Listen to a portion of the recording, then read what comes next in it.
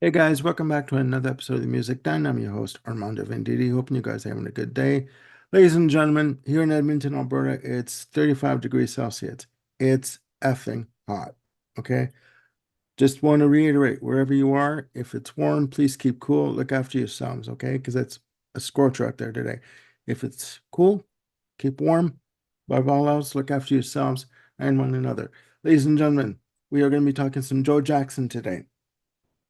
Specifically, forgive the fingers, this release right here. Okay, what a racket.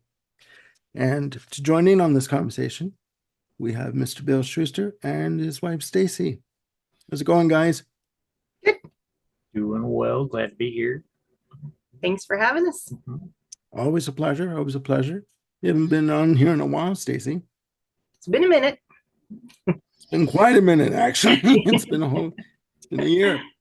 Ladies and gentlemen, again, we are talking about Joe Jackson, and I believe it's his 21st release, What a Racket, released on November 24th, 2023. Bill and Stacy have had the pleasure of seeing Joe Jackson in concert, most recently on this tour that he's doing for What a Racket.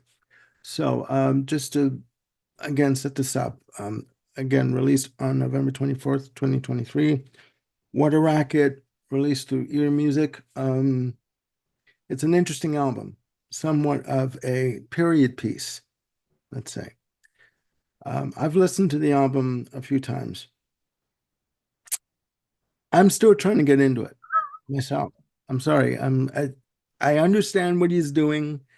It's about a fictitious character by the name of Max Champion, who was around in the year 1882. He was born in the year 1882 in the West End of London. Vaudeville performer, dance hall, what in that kind of genre.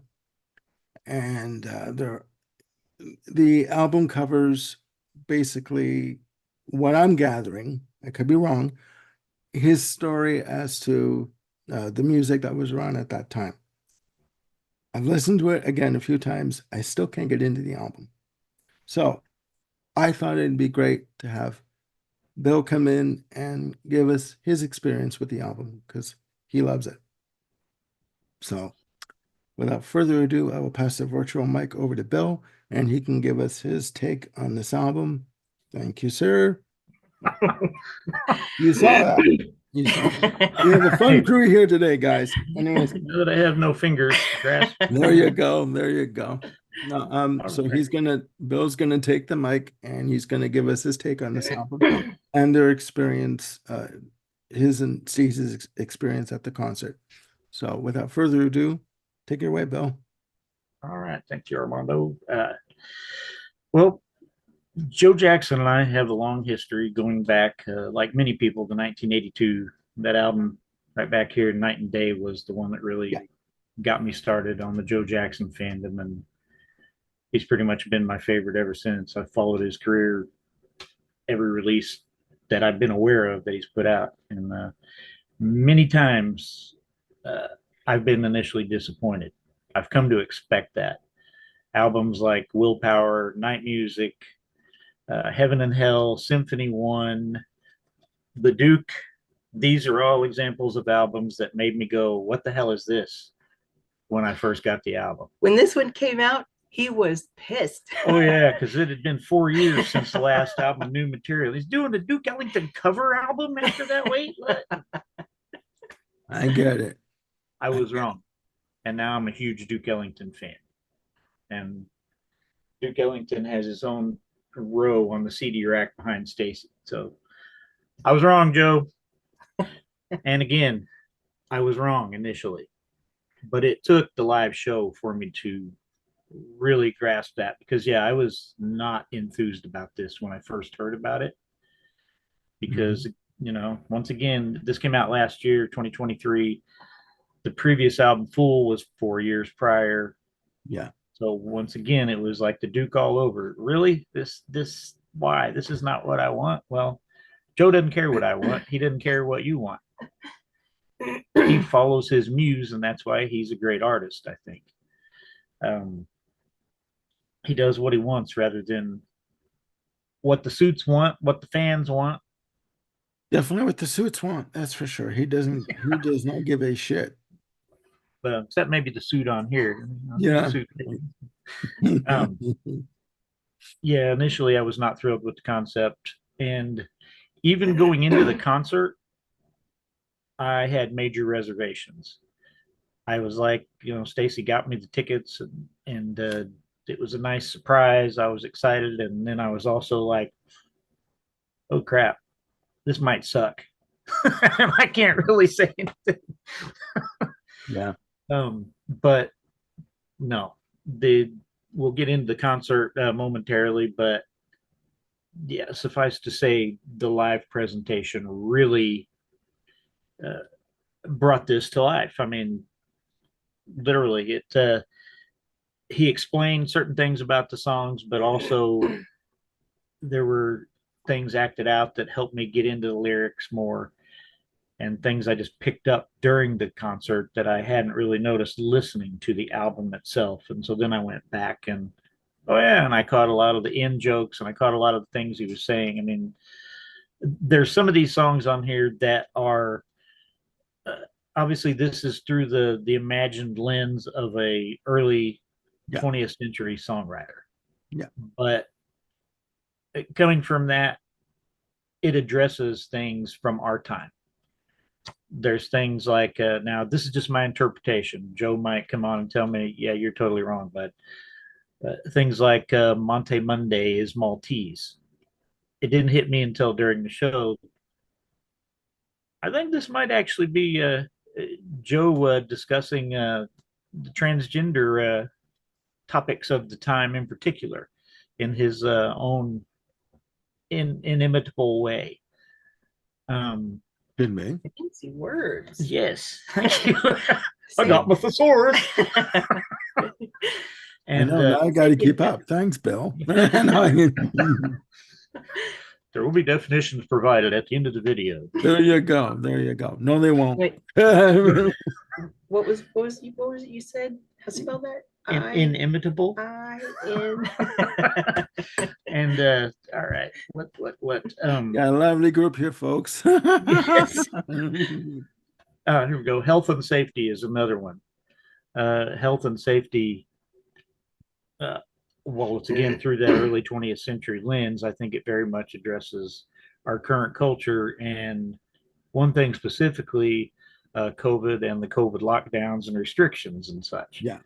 Yeah. Now he doesn't necessarily take a side on any of this stuff.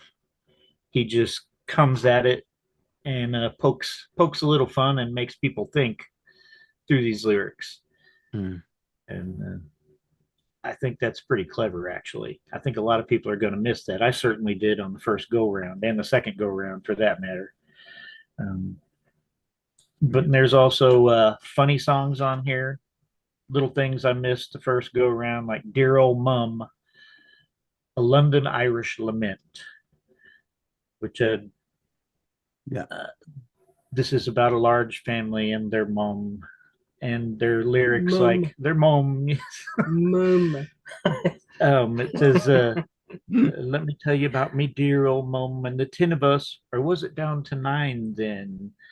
And it keeps on going bits like that. It went from 7 down to 6. Some was carried off by fever, some by fighting. Just basically casually mocking the not so great life expectancy of children back in those days. Yeah. And that's the kind of dark humor I can get on board with. And Joe does very well. But at the same time, despite taking the piss out of certain things, it's also a very touching song.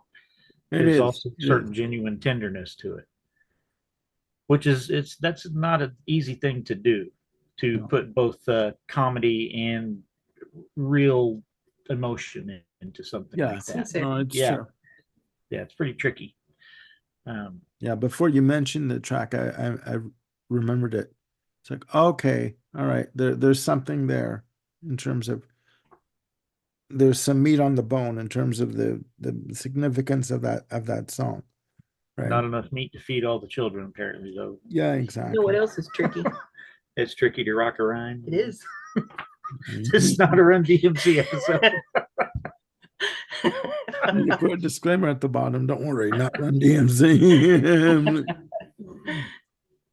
Uh, yeah, there. I could go through song by song. I'm not going to hit every song, but I did want to just point out the bishop and the actress. The bishop and the actress. One of the things he explained in the concert was that's a very common phrase back home across the pond. Just like those of us in North America would say, "That's what she said." It's a similar sort of thing, as the bishop said to the actress. Or, yeah, Or the Okay. actress said to the bishop. exactly. And but it's also a line from Sunday Papers, the well-known song from Joe Jackson's debut "Look Sharp" album. If you want to know about the bishop and the actress, yeah. Sunday papers. Yes. Okay. So I thought it was cool that he actually called the song "The Bishop and the Actress" as that little callback to his debut there. I like those little Easter eggs like that, and I'm pretty sure I bet that was deliberate. Yeah. But anyway, enough of me blathering on about the album. Um, Well, no, my question to you, listening to the album now, I'm getting into it more. What is your view on this album overall? oh wow, I We'll guess get into the concert. I didn't mention a couple things about the album that were kind of important. We didn't really. One of the things that could be off-putting about it to people and was to me is he sings in a very deliberate Cockney accent to Yes. stay in character. Yes. That takes getting used to. Very much so. Yeah. But on the positive side, I want to mention the instrumentation on the album. This is not a rock album. Just a quick list of the instruments: violins, viola, violoncello, contrabass, drums, cymbals, pots, pans, and Maltese gong. Is that in Monty Monday is Maltese? I bet it is. Flute and piccolo, clarinet, bass clarinet, trumpet, trombone, and pianoforte. Yeah. So Yeah, I believe I read on the Wikipedia that he used a 12-piece orchestra for this album. So yeah. Well, there's no programming on this album, believe me. I mean, that was one thing, despite my reservations about the concert going in, Mm. I was excited about the band itself and the instrumentation because I really like all those different kinds of instruments. I mean, these are instruments that are more commonly used in jazz and classical settings, and I was all about that. I've okay. seen Joe with the four-piece rock band. That was the only other time we saw him a few years back. And so I'm glad this was totally different, which is kind of what he does every tour, something a bit different. So yeah, overall though, back to your question, I'm much more on board with this album now that I have a better handle on it, and it happened sooner than I expected. I don't think it would have without the concert. I think it would have taken me longer. Okay. So Okay. Now, about the concert. I mean, how was the show in terms of the the set list, etc.? How was it for you? do you want to do you want me to roll out the set list and stuff, or do you want to Go ahead. all right. Uh it's a show in two parts. Be my fluffer. All right. The first half is just Joe and keyboard. That's it. He does kind of a smaller version of what Rush did on their final tour, kind of a retrospective in reverse. Okay. Okay. Yeah. Yeah. Started off with Dave from 2019's Fool. Then on our show, it was Take It Like a Man from 2003's Volume 4. And then he went all the way back to Laughter and Lust in 91 with Stranger Than Fiction, which it kind of bugged me that he skipped so many albums post 91. Yeah. And he was almost dismissive of his own work there.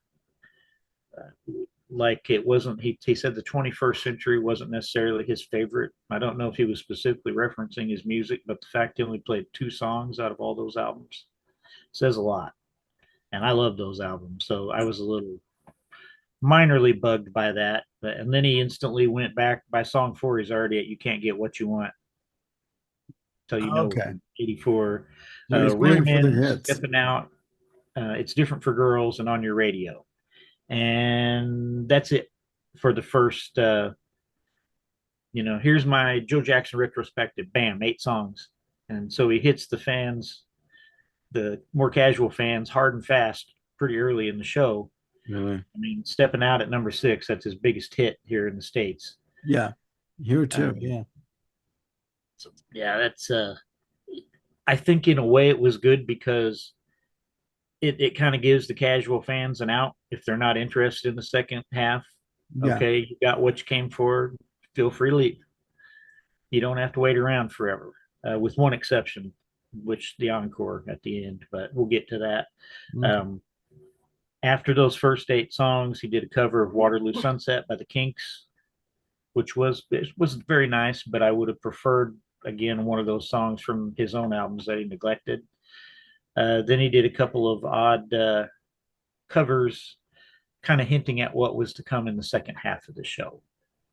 Hello, Hello, Who's Your Lady Friend, and My Old Dutch. He did portions of those songs. Then there was a full, it was supposedly an intermission, but he said don't call it an intermission because it's actually part of the show. He left the stage a bit and you see band members in very convincing, fun period costumes of the Max Champion era coming on, setting up the stage for the second half, setting the scene. There's a backdrop of, say 1910s London. And by the time everybody rolls out, you have Joe up front at the mic, and behind him you have all 9 musicians in the band. Okay. They say all in character, all dressed to the nines, just looking like they're having a blast. And they essentially played the entire What a Racket album, not in order. They shook the order up some. The only exception in the second half, 2 tracks from the new album, was one of the 2 encore songs was Is She Really Going Out With Him, his first hit, but done in the style of Max Champion. Oh, really? Okay. If you look at his career, he has done many variations on that song live. He likes to shake it up and keep it from being boring. Yeah. Which I think is pretty cool. That's cool. Shake it up. Shake it up. Yeah. So I mean that's the basic set list. What It went through my head and I thought, poor Armando, am I gonna make that joke? Yep, I got to do it. Yeah. Stay went yeah. Okay. Now for the chorus portion of the of the show. Okay. No, but just a quick question to you. I mean, I know how I feel about this, but how do you feel about you have an artist that releases an album, it's great, and you enjoy it, and it's either somewhat successful or, or not, but you think it's fantastic. And then you hear an artist, the artist say, a year later or whatever, oh, that really wasn't where my head was at the time when I released it. It's not my best work. It's like, for me, I don't know how I feel about that, but how do you feel about that? It can be a little irritating, but in the long run, though, artists are not always the best judge of their own work. I don't think so. Yeah. It just gets me. It's like, well, if you're not really into it, then why the hell are you releasing it? I mean, but again, that's my opinion. So, all right. So, okay. So they come on for the second half. Like, how was that second half of the show, the overall for you? Were you immersed in the character and in the concept of the album for the show, or? Oh, absolutely. Okay. I definitely was. I mean, this one went in not being. Hey, tell your own story. Don't tell my story. Go ahead, tell your story. All right, put the spotlight on Staci. Let's get you in this conversation. How did you feel about the show with not really being a Joe Jackson fan? Before I start talking about Joe Jackson, I wanted to say that the last time I was on this show was for my favorite artist, and I had an amazing friend pick up this shirt for me, and it was a complete surprise. And I Thank you, Armando. I love it. You're welcome. You're welcome. And now I'm back for Bill's favorite artist, whom I'm not a fan of. his Okay. his for me personally, I just don't care for his voice and the way he over punctuates and over accentuates uh like the beginning of phrases or the beginning of words. To me, that just sounds very, I mean, I hate to say it, but amateurish and irritating, frankly. Then you wouldn't like this album at all. I mean, if in terms of his voice. Okay, go on, go on. And so, I mean, he's Bill's favorite artist, so I hear it frequently and I don't mind listening to it. But at the same time, it's never something that I will pull out and listen to myself. Okay. Never. Fair enough. Fair enough. Fair enough. So, Bill was telling me he was going back on tour, and he was I'd really like to see, we've only got to see him once, and I'd really like to go see him again. And I'm thinking, but the tickets came on sale, and I looked, and the the prices weren't horrible. So I went ahead and surprised him with tickets, and I bought them immediately when they went on sale. So we ended up with fourth row seats. Yeah. We had fantastic Ooh. seats. Oh my God. Okay, okay. I get it. I get it. So we're sitting there and we're surrounded by people, and I'm already sitting there thinking, at what, like a couple hours we'll be out of here. I'll be okay. I got me a water. We'll be all right. I can tough this out for a couple hours. But and like the first half of the show, I'm more or less people watching. I'm watching everyone else enjoy the show. And the lady next to me, I had spoke to her beforehand, and she had never seen him live. And she was saying that she was a huge fan when she was in high school, but she said he was an artist that she had forgotten about. And then he Yeah. just kind of came on randomly on her Spotify, and she's like, "Oh my God, I loved Joe Jackson." She said, and then, well, he was coming to town, so she bought tickets, and she was really excited about it. So I mean, she was really into it. She was dancing and wiggling in her seat and singing, and I'm looking around, and of course I think I may have been probably the fifth youngest person there. Oh my God. Now, I'm 48, so I mean that says something. There was a couple people I would have guessed probably in their late 20s that looked like they were there with their parents. Okay. But yeah, it was an older crowd. And so some of the moves were entertaining to watch, and I really enjoyed people watching the first half of the show. And of Okay. course, I knew, he was just happy to be there, so I was happy for him. Yeah. And then I had I think I heard the album once or twice maybe before the concert. I think once I played it while you were cutting my hair one time. It's in the distant background. And I am notoriously horrible at understanding accents. I mean, I don't know what it is, but I have a really rough time understanding accents. And there's, I was watching a show once, and the people had some accents, and finally I looked at my friend. I was like, "Can you understand this?" And she was like, "Yeah." And I was like, "I've understood maybe 5 words in the last hour." I was like, "I have no idea what they're saying." We had to turn it off. It was a whole series.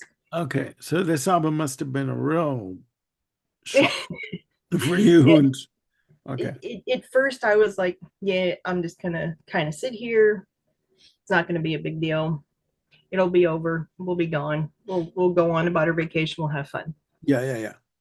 And then the second half started, and uh, the whole orchestra came out, and then I was like, ooh, because I went and saw Phantom of the Opera, and That's I good. sat and I was like leaning forward so I could watch the orchestra, because that's that's what I was really excited to see. Okay.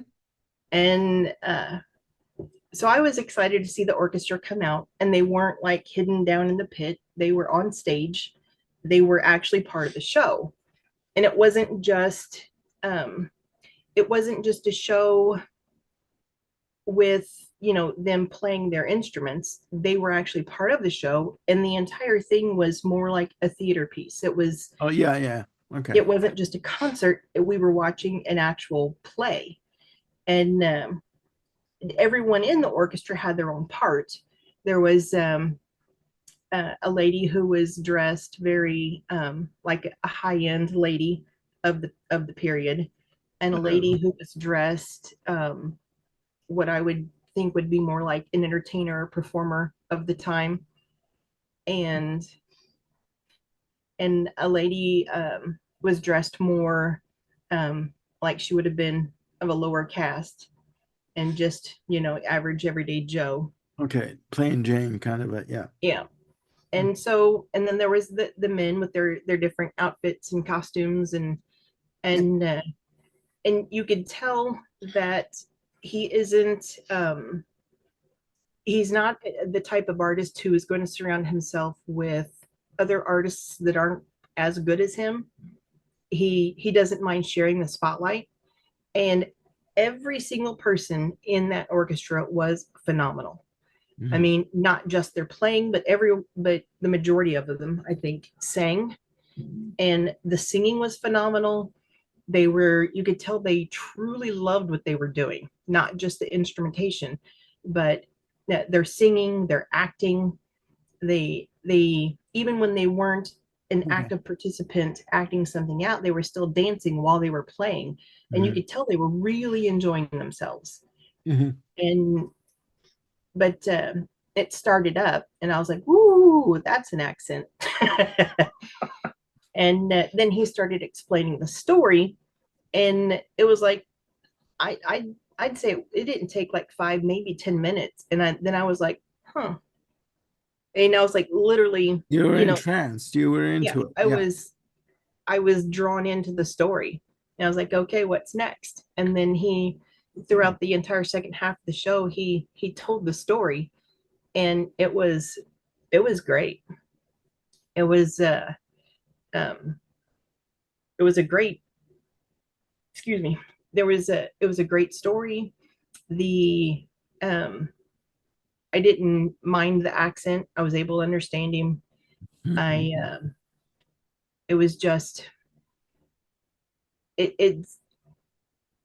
it's kind of hard to explain, but it was the first time that I went into a concert thinking that I was going to be, just kind of an inactive participant waiting to for the show to be over. And then I was legitimately bummed that the show was over. And Okay. I was like, man, I was like, dang it, it's over already. Yeah. But the story was great. The music was great. I love the way it was just very smoothly transitioned from one song to the next, and um, he didn't like stop in between each song to explain the next one. It was what they were doing was telling the story as well, and so They were telling the story through music, basically. right. So without him saying, "Okay, now we're gonna go into the house," it was like, no, they just did it, and then it's like you knew exactly what was going on. You knew where they were at in the story, and it was great. Actually, it was great. I think, That's good though. I mean, it's really good. Sorry, I didn't mean to cut you off, but it's good when something can be unexpectedly pleasant like that. Like like you're drawn in and you weren't expecting it. It's like right. I guess you could say it's a cliche to say it, but it's like that's the power of music, that it can pull you into something, Mm-hmm. get you involved and get you interested in the story through the music being played. That's fantastic, actually. Mm-hmm. Yeah. I think I would strongly suggest if you're on the fence, or like if you're a Joe Jackson fan, but you're like, I'm just kind of not into this, or if you're, on the fence about the album itself, to go find, Yeah. purchase a video or watch a live performance on YouTube, but an If it's, actual, yeah, from beginning to end, and you'll love it by the end. It's or go see the show. I mean, it's an experience all by itself. The first half, meh, but the this album was great. It was great. yeah. No, that's good. I mean, don't get me wrong. I mean, okay, this album, maybe I need to listen to it a few more times to really get into it. But if he did come to Edmonton, if because Edmonton sometimes is considered a secondary market, I don't know why. But if he did come this way, I'd go. I'd drag bomb. You know, he'd be I kicking think and he screaming, but just started the European leg of the tour. okay. It may be too late for North American people. Well, there you go. There, no, because but he never came Unless he here. comes back around, which is Yeah. always possible. No, but he never. It was never announced that he was here, so I don't think he came to Edmonton. I mean, he would have gone to Toronto or Vancouver if he came to Canada. So, but I would definitely bring Bob along. He'd be kicking and screaming, but I kick harder than he does. So, and you know that, Bob. No, that's great. That's fantastic. I Yeah. got to say that I pretty much echo what Stacy said about the two halves. I would have preferred the second half be double, even though there wasn't enough material for that. I mean, frankly, the first half, Joe going through some of his hits, just him and the keyboard, and then the King's cover and a couple old tunes. It was fun to a degree. It was nice. It was like a comfortable shoe that's got a hole in it or something that a little too familiar and a little worse for the wear because he was hitting some or trying to hit some notes that he couldn't really hit anymore. I mean, that's acceptable. I get it. I'm 56 and there's a lot of things I can't hit anymore with my voice. And he's considerably older than I am. So, Mhm. but I did enjoy him. He made some humorous comments through that section, poking a little fun at himself and just Yeah. joking around. So it was nice, but yeah, it was nothing in comparison to the second half. It was night and day. Nice, nice segue there. Again, catch Bill's show at 9 p.m. It gets a little blue, okay? Yeah. Tip your Um, servers. It's likely to be yeah, right. canceled after tonight. Save for the Um, wheel. I do want to just give a quick shout out to for whatever reason it's been difficult for me to find the names of all the nine musicians. Uh, it's like they're almost under the witness protection program or something. But I did find out the two ladies in the string section, which well, yes, I agree. The whole band was great. Those two especially, their interaction with each other and with Joe and every with the audience and everything. I think they were my favorite. Okay. Agreed. They were very animated and They stood out just a tiny bit more. yeah. So I'd like to name them. One of them was Lourdes Rosales Martinez, and the other is Susan Aquila. Now, hopefully, I pronounced everything right. Uh, Where are you seeing that? I remembered the name from seeing the picture. She said the Mm. name in this video that I have here. Ah. So I just had the video to That's jog cool. my to jog what's left in my brain. So yeah, I just wanted to make sure to give those two in particular a shout for their enthusiasm. You could tell. I'll use that Rush reference once again, but like the string section that Rush took on tour with them in 2012, it was kind of the same vibe, only even better. It's like it was that same, hey, wow, this is stuff we don't normally get to do. This is fun. We're not stuck in our normal box here. Let's have a blast. And that's exactly what they were all doing. I think if you're sitting close enough, obviously you're in the fourth row, you can tell when a band is enjoying the experience of playing. Yeah. I mean, when we just sidebar, when we saw Katie Lang, we had third row floors, and this was like a small 10,000 seat theater. You could tell the band were into it. They were enjoying each other. They were enjoying being with one another, just playing, making eye contact. I think you can tell again when the band is enjoying playing for an audience or when someone's going through the motions. You know what I mean? But that's good. That's good. So just a quick note. You're saying that the first half he played 8 songs. That was it? So he he started out with 8 of his own songs, Yeah. and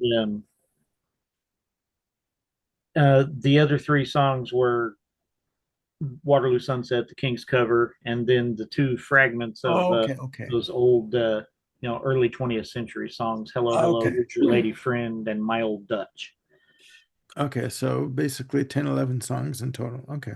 All right. Yeah, and really just, I mean, you could probably take out Dave, Take It Like a Man, and Stranger Than Fiction, the first 3, because most people that only listen to Joe on the radio probably have no clue what those songs are. So you're looking at basically You Can't Get What You Want, Real Men, Stepping Out, It's Different for Girls, and On Your Radio is probably the only songs that the real casual fans would even recognize until you get to the final, the encores and that odd version of Yeah, It's Your yeah. Life Going Out with Him. No, But no, the reason why I'm asking is I remember going to see David Bowie in 1990 on the basically it was a Sound of Vision tour, greatest hits tour.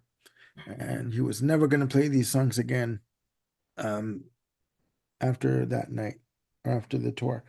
The show started at 7:30. It ended at 8:45. It was quite short. wow, That is a short show. he's got a lot more hits than could fit in that time. I know. And I left the show and I'm thinking, what? What is this? Like, We what? paid for that. Like, okay, I did get free tickets. I'll say that, but it was just like, huh? I mean, like I was shortchanged. Like, what the hell is this, right? Like, I'm used to shows going to like 11. Just playing your heart out until like 11 o'clock. They start at 8. They have that intermission, but yeah, it was quite short. So, but it's good that you guys enjoyed yourselves for this show. I Yeah, mean, we were both pleasantly surprised. I was very pleasantly surprised. Oh, I forgot I had a story. So the show was in Chicago and we had never been. And the parking was horrendous. The parking was really bad.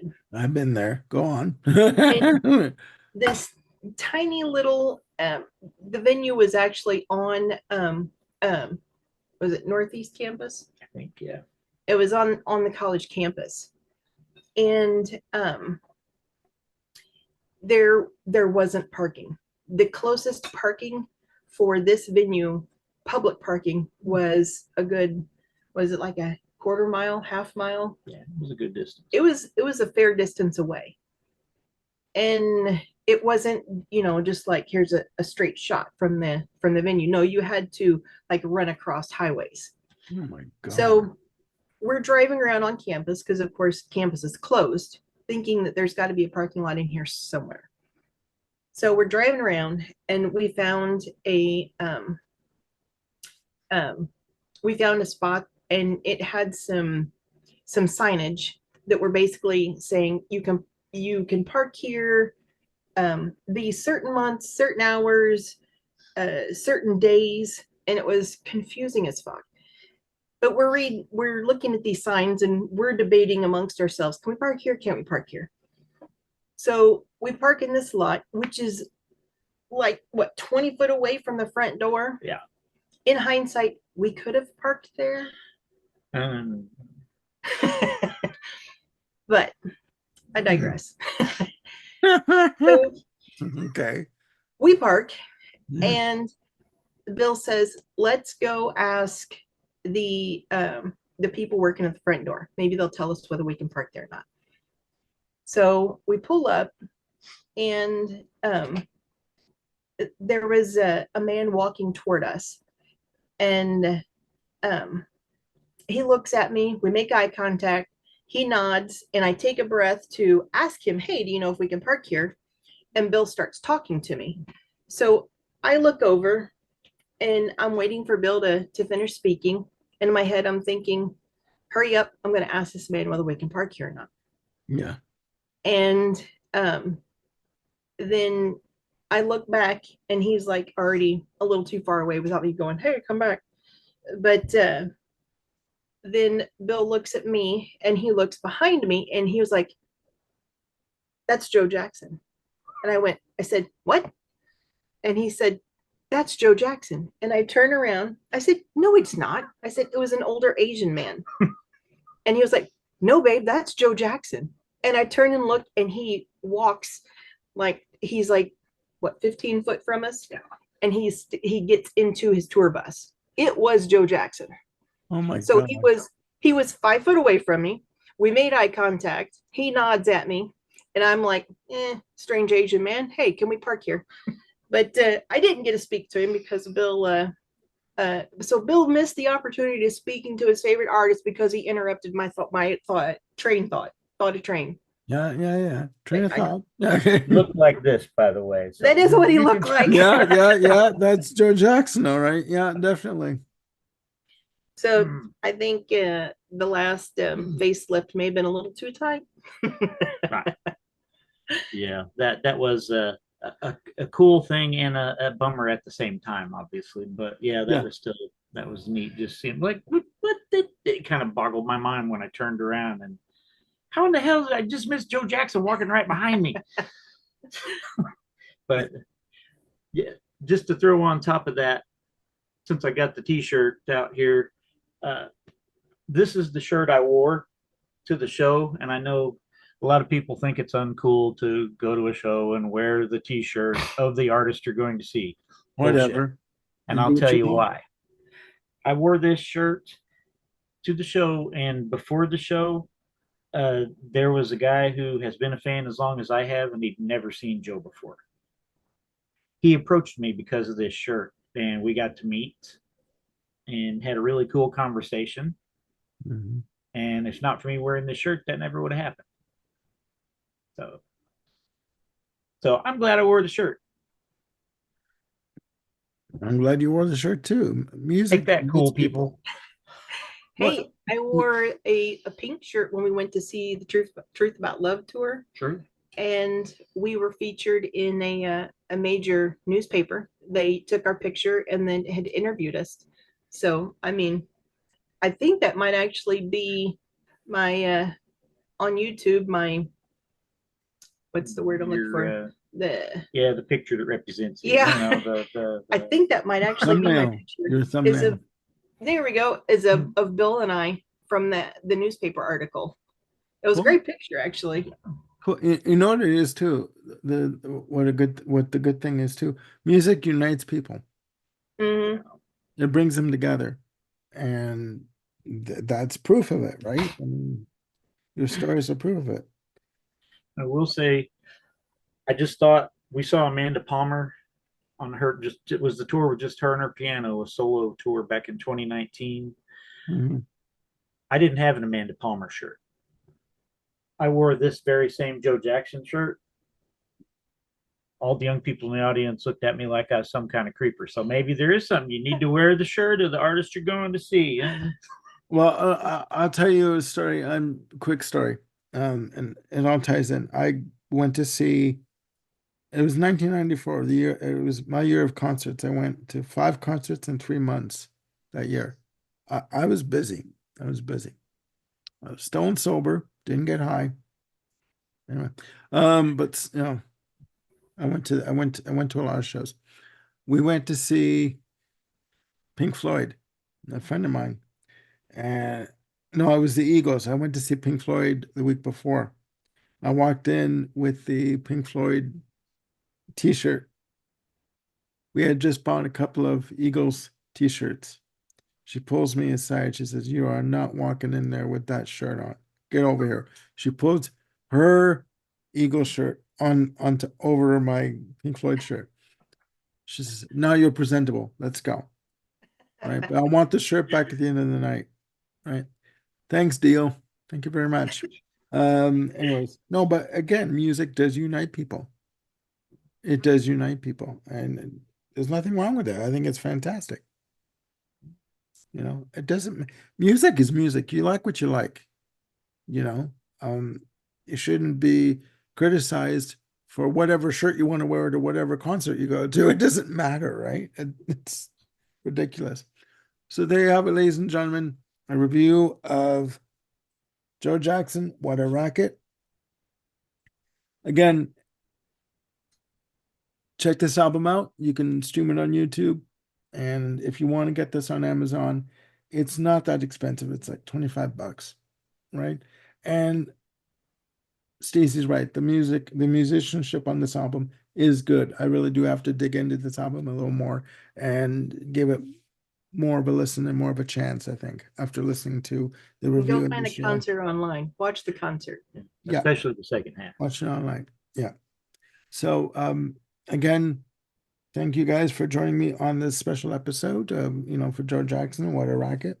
I want to thank again Bill and Stacy for being a part of this and filling me in on the show. I feel like I missed an experience. I really do. I'm still not a Joe Jackson fan, but I loved that concert. Loved it. So that says a lot, though. That does. It does say a lot. All right, ladies and gentlemen, please look after yourselves. Again, if you're in a city, an area that is, like here, 30 degrees plus Celsius, please look after yourselves. Okay, keep cool. Stay inside. If you've got air conditioning or a fan, you don't need to get a heat stroke. It is really bad out there. And if it's freezing where you are, please keep warm. Snuggle under a blanket. Watch this episode or any of the other episodes on this channel. There are quite a few to pick from. So again, for Bill and Staci Schuster, I'm Armando Venditti. Please look after yourselves and one another. All right. Bye for now.